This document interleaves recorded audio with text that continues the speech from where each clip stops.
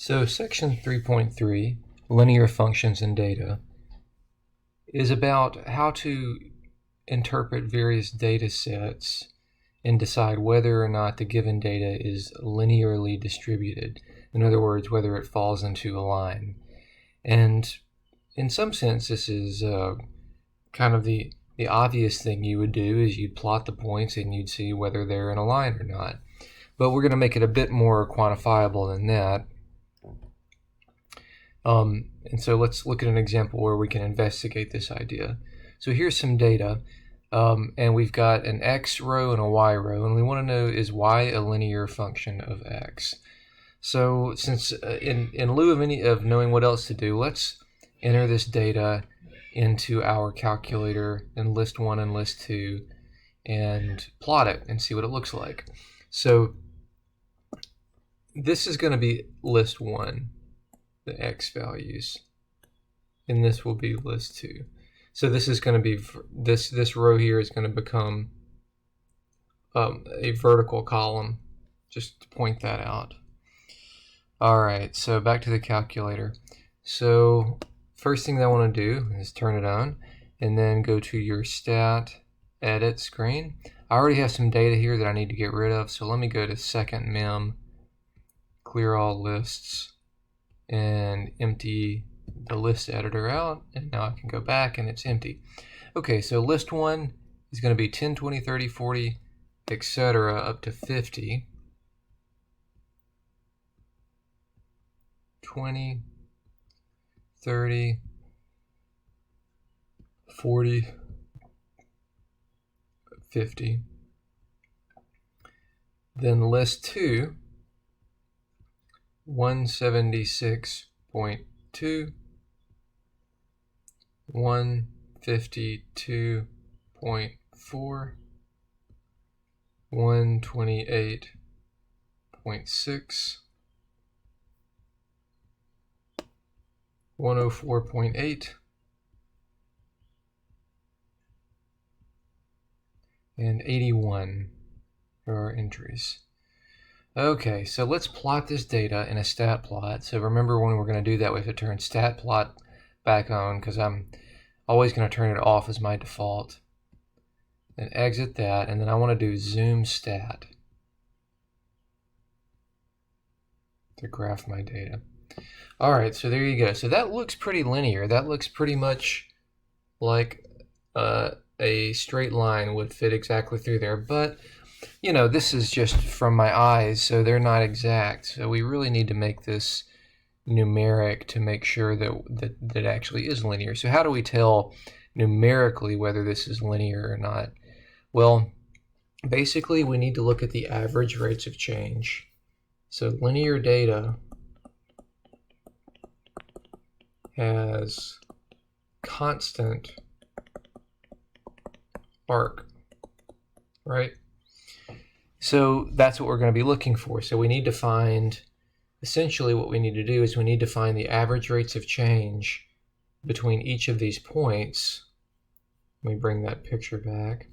The average rate of change between the first set of points, second set, third set, and fourth set, and make sure that they're all the same. So we have 1, 2, 3, 4 arcs that we're going to look at. So this will be 4 arcs, and they should be the same. Okay, in order for it to be linear.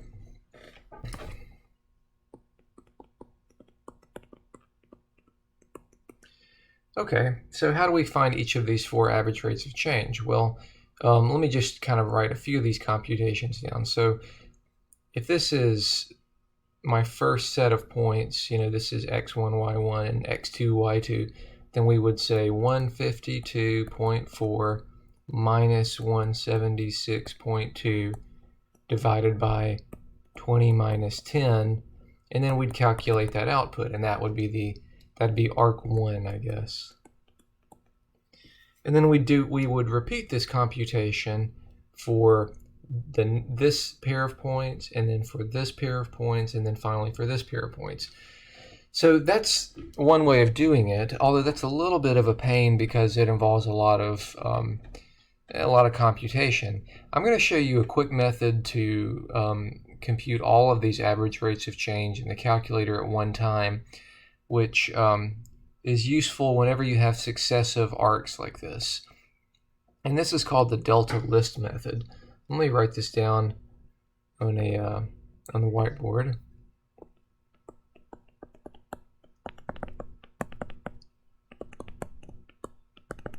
And this is for calculating multiple arcs.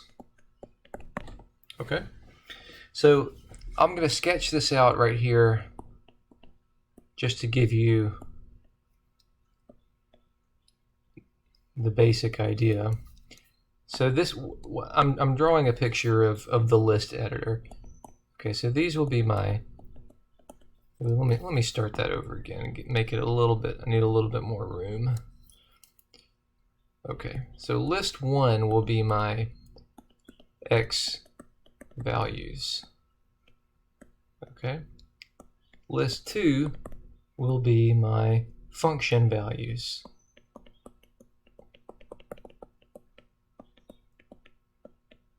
Okay, and then most importantly, list 3 is going to be my actual arcs. Let me make myself a bit more room here. List 3, these will be the arcs, but and most importantly, how do we compute them? So here's what we will ultimately have. Okay, so that says delta list L2 divided by delta list L1. So what in the world does that mean? Delta list L2, once you input numbers in here and input numbers in here, delta list of whatever list you enter in this between these parentheses is going to calculate the successive difference in value. So it's going to be like this number minus this number minus this number, and so on down through this list.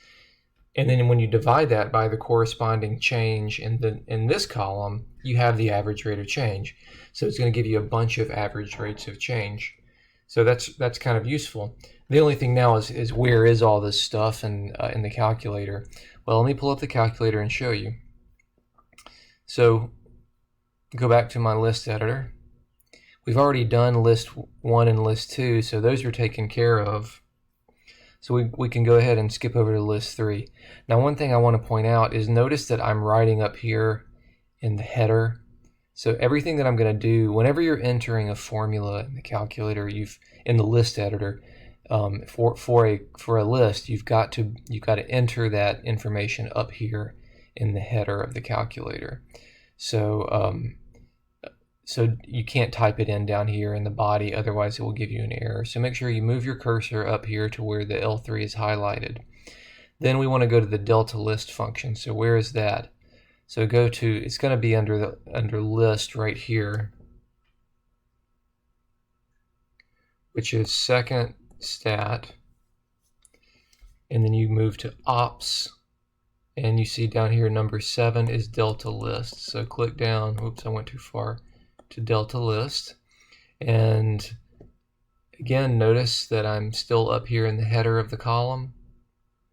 It brings up this cursor information down here, and you want to enter list 2 right here. So go to second, number 2, close your parentheses, and then we're going to be dividing by the kind of the same thing but list 1. So hit divide, then second stat again, ops, number 7 is delta list, but now we want list 1, so that's second number 1 in close parentheses.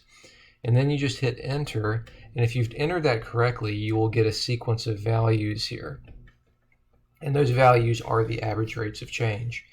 Now as you can see, this is telling me that the average rate of change between each of these points is negative 2.38, so they're all the same.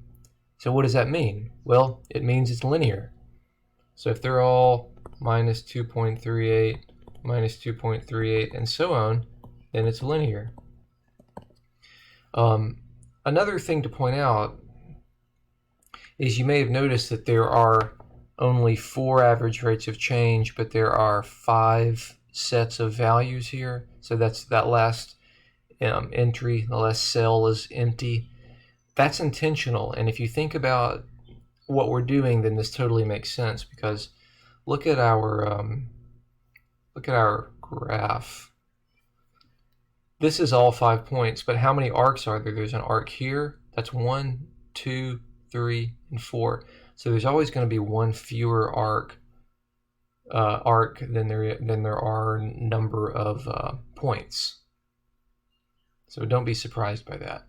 Okay, so the takeaway from all that is it's linear. Now you don't have to do it that way. If you prefer to just calculate the average rates of change using the other method of f of b minus f of a over b minus a, you're welcome to do so. It just takes a little bit longer, especially if you have a bunch of these to do.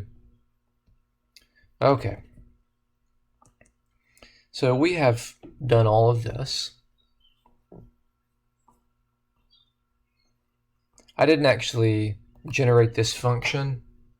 I didn't go through this part, but if you're wondering where this came from, if you recall using our linreg method that I think we briefly talked about that in a previous lecture, you could get this, you could generate this function by using linreg. Although that's not my focus at the moment, so I'm going to move ahead.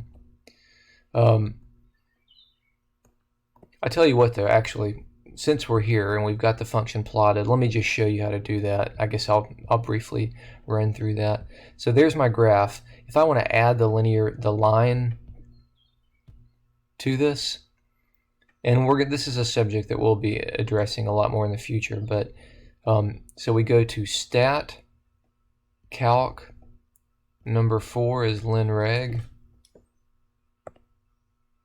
and then we want to do L1, L2, Y1. So L1, comma, L2, comma, vars, Y vars, function, Y1. By the way, if you have a TI-84, this is probably going to look a little bit different.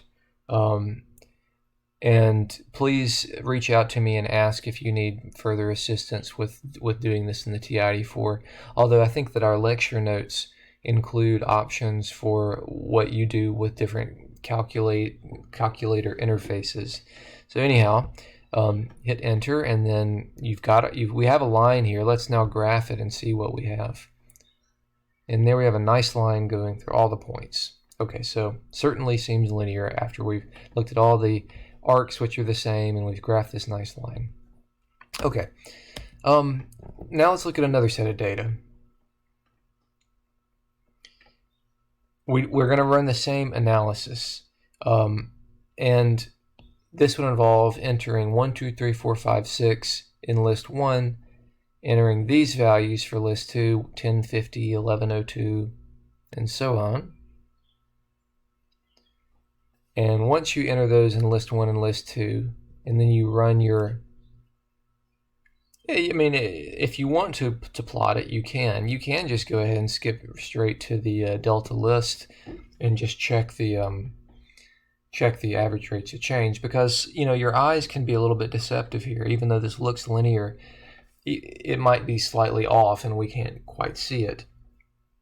So we really need the numbers.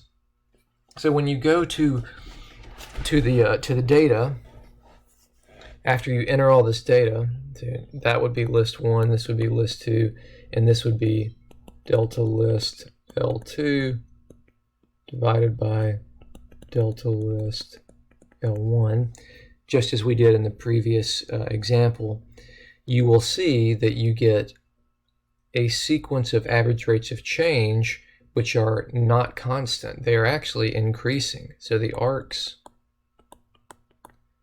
are increasing, and that is not constant. And that means that it is not linear. In fact, it's concave up. We are increasing at an increasing rate.